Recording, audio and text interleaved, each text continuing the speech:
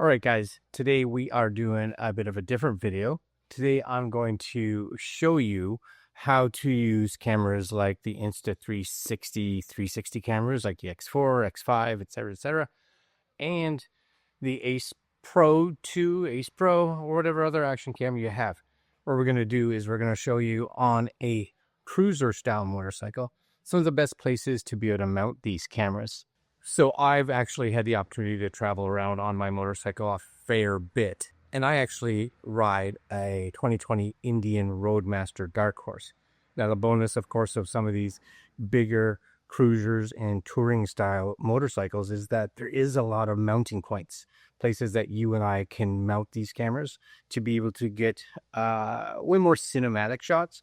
And just instead of having one shot for your whole adventure, you can switch back and forth to different locations, different angles, etc., which can actually help your video just keep people's attention a little better and just look better. So again, the Roadmaster is a big cruiser style bike.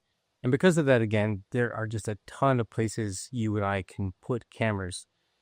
So a few of them, of course, and we'll get into them. Plus, we'll show you some of the shots that you can get with them mounted here. So I don't always mount in some of the spots that I'll talk about, but they are spots that if you feel like it, you could actually mount one of these cameras to. So let's get into it and show you some of the mounting points that I use a lot. So this is probably the number one spot, of course, outside of on your actual helmet, which we will talk about. And this is actually where I place my 360 camera. So my Insta360, it could be the X4, X5, and that's again right here on the handlebars. One of the nice things about putting it on the handlebar here is that it allows me, for one, if you're in bad weather, to kind of tuck the camera down behind the windshield to help it get away from some of the elements. Or if you unfortunately get in a position where you're going down a gravel road or you're behind a truck that's throwing up a lot of stuff, you can tuck your camera down. So usually I place that in a way that it's not overly tight, it's tight enough, but that if I have to grab the actual handle, I can bend it. So I can bend it down behind the windshield. Now again, the bonus with the Roadmaster or a lot of the Indian motorcycles is that the windshield is adjustable on the fly. So I can position it in a way so that when the windshield is down, the camera shoots over top of the windshield. And if I get into any of those scenarios that the camera could be damaged, then I can lift the windshield up to be able to protect the front lens element, which can be very beneficial. But this is definitely one of the best places to be able to put your 360 camera, because you can get a front view, a side view, a picture of the tank, wherever. Picture of yourself, which is kind of important. All right, next one. Now, this is not one that I use, but if you were in a scenario where maybe your handlebars are not a place that you want to put the camera just because of the style of bike you have, you can get mounts that will attach to your actual mirrors, so your mirror stems. This, again, can just give you that opportunity to be able to get the camera out a little bit further, as well as bend it to get it inside some protection. Plus, if you're using a 360 camera, if you do have them on the mirrors, then you get that forward and backward shot, plus again the side shots.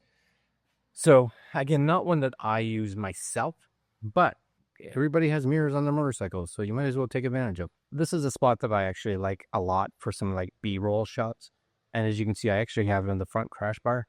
Now that front crash bar allows me to actually get front tire shots, which is kind of cool, again, for nice B-roll, as well as having it mounted there. Now, I usually have a 360 camera mounted there, but you could use an Ace Pro 2 as well. But I usually have it so the lens is kind of pointed towards the front tire, because I don't want any stitching lines that may show up, especially with anything close. And the nice thing as well with that angle is that you and I can actually have that camera switch. You get a nice roundabout shot firing backwards. Again, more options, the better, right? Again, a nice spot to put. Just realize you'll see that I actually have it pushed down against my highway pegs. Gives it a bit more stability, because one of the things that, if you're like me, you like to lean the bike over a lot.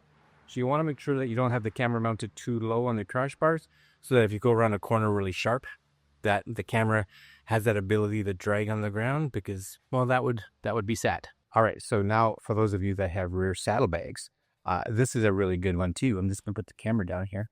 And this one allows you and I to actually get that rear, I want to say that rear tire shot, that shot backwards. So if you are especially riding with a group, it allows your group to get in the shot, right?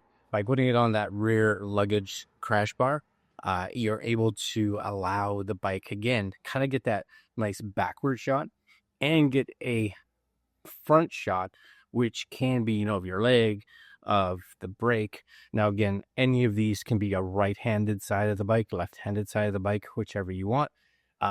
For me, it really depends, especially if I'm group riding. If I'm group riding, I tend to place the camera on the side that has the best ability to capture the riders behind me.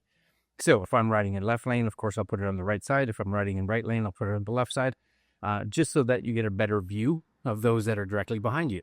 Great spot to put it, again, if you have those rear crash bars. And last but not certainly least, actually it's not last, there's one more, second to last, is mounting it on the back, right? Mounting it on the back of your bike.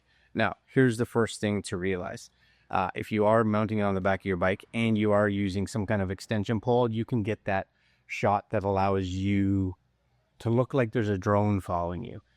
Now, a few things that I usually talk about is that when you are mounting this on the back of the bike, you want to have two mounting points. So of course, if you are using an extended bar, which of course you're going to be doing because you got to get the camera out far enough, that bar, which is usually mounted through the quarter 20, the tripod mount onto your bike, great. But the problem is, and I've experienced this, where the bar is out so far and you hit bumps, and no matter how fastened that is or how tight it is, it slowly starts to come down. And, after a couple of good bumps, you're dragging your 360 camera all over the pavement. So you want to make sure that you have two mounting points. So again, the handle goes into one of the tripods, which is mounted, and then you want to have the dual clamp style. So a clamp on your motorcycle that is, again, attached to a separate spot. Now, it could be a big distance or it can only be like this far away. It just has to have another point. So it's going to clamp onto the actual motorcycle. And then the other clamp is going to clamp onto the actual, like the invisible stick, the actual selfie stick part. It's going to clamp on there. So because these are here, this will stop the bar from being able to fall, right? So you want to make sure it's there. This now is mounted here. You kind of have a triangle section of mounts, mount here, camera up on the angle, and you're good. You want to have that, or else you could end up putting your camera into the ground. The other thing too that I recommend is if you have one of the long ones, for instance, one of these fine folks, which goes out like crazy long. I don't necessarily use the whole length.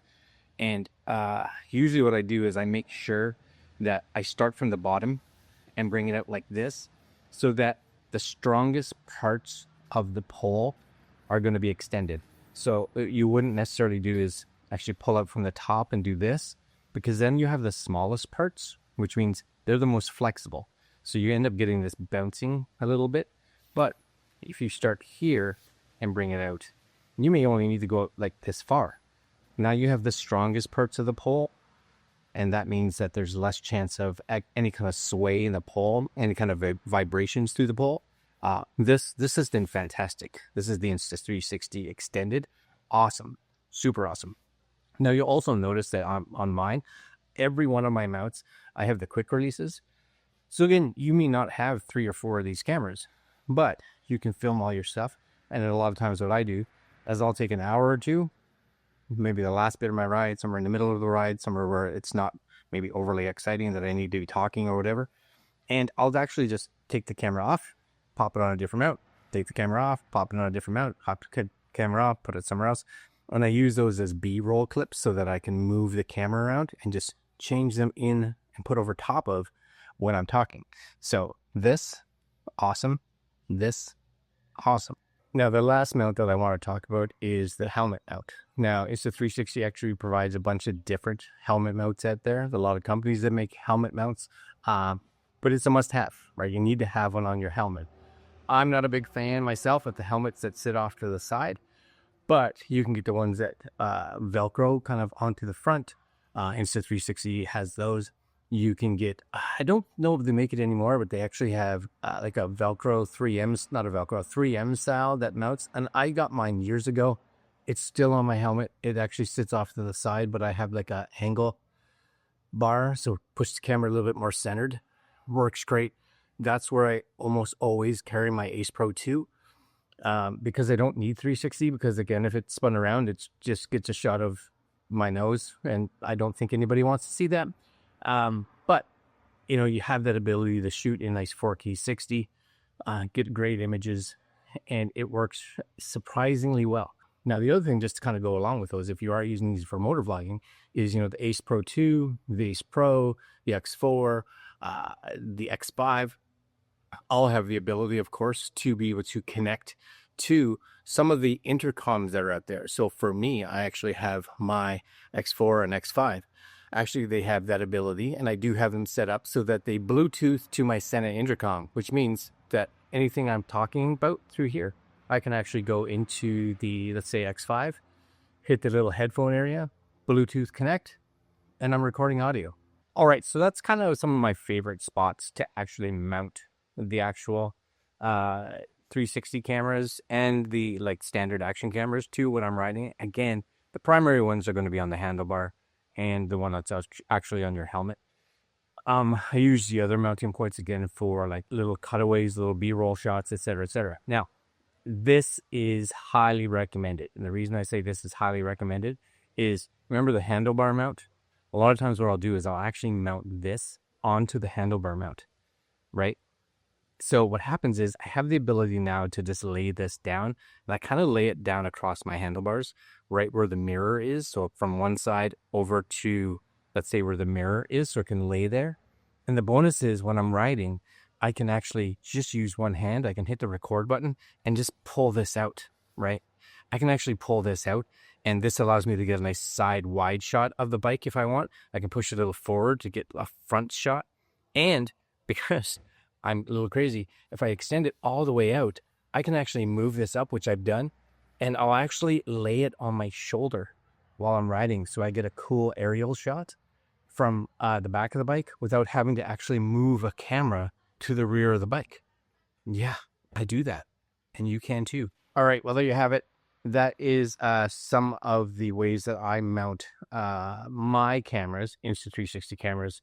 It could be the X5, the X4, the Ace Pro, the Ace Pro 2, etc., etc. And if you're really bored, you know, especially if you're one like me who rides with a vest or a jacket or whatever, a lot of times what I'll do is I'll actually put the Insta360 Go 3S that I have in my pocket, and I keep it pocketable with a little tiny handle tripod on it.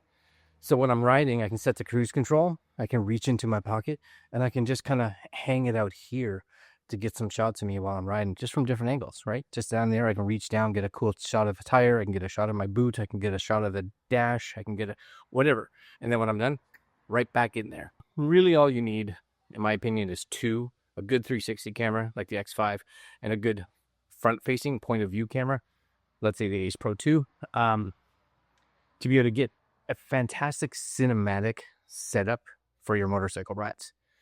As fun as it is to just watch one camera, the more angles we can put into it, the more variation we can put into it, is going to basically let us tell a better story, as well as just keep the viewers' interests. Anyways, hope you enjoyed. Hope you guys have fun this season riding, and there will be links below to some Insta360 cameras and accessories. Supports the channel, and that's it. I'll see you guys next video. Stay safe. Ride. I was going to say ride fast. Ride fast enough, but don't ride too fast that your angel can't keep up. All right, guys, I'm out. Later.